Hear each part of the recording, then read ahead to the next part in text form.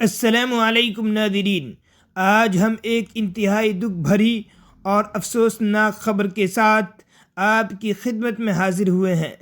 مہاراشٹر کے نائب وزیر اعلیٰ اور معروف سیاستدان اجیت پوار صاحب اب اس دنیا میں نہیں رہے۔ آج صبح بارامتی میں ایک المناک حادثے میں وہ اپنے 4 ساتھیوں سمیت خالق حقیقی سے جا ملے۔ حادثے کی تفصیلات: اطلاعات کے مطابق اجیت پوار ممبئی سے بارامتی جا رہے تھے جب ان کا چارٹر طیارہ لینڈنگ کے دوران حادثے کا شکار ہو کر آگ کی لپیٹ میں آ گیا۔ اس حادثے نے نہ صرف ان کے خاندان بلکہ پوری ریاست کو سوگوار کر دیا ہے۔ یہ واقعہ ہمیں ایک بار پھر یاد دلاتا ہے کہ زندگی کتنی مختصر اور بے بھروسہ ہے۔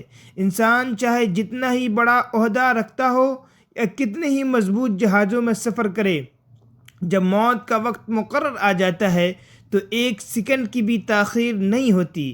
جیسا کہ قرآن پاک میں ارشاد ہے، کل نفس ذائقۃ الموت، ہر جاندار کو موت کا مزہ چکھنا ہے۔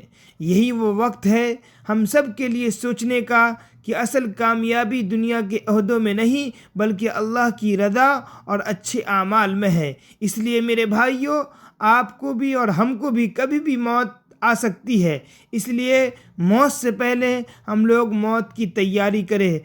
موت نے کسی کو نہیں چھوڑا اور نہ کسی کو چھوڑے گی، اس لیے بھائیوں، موت سے پہلے ہم موت کی ضرور تیاری کریں تاکہ اللہ تبارک و تعالی ہماری مغفرت فرمائے۔ اس قریب حادثے میں شکار جو ہوئے وہ پل بھر میں سب کچھ ختم ہو گیا۔ وہ انسان جو کچھ دیر پہلے تک ریاست کے بڑے فیصلے کر رہا تھا اب خالق حقیقی کے سامنے حاضر ہے۔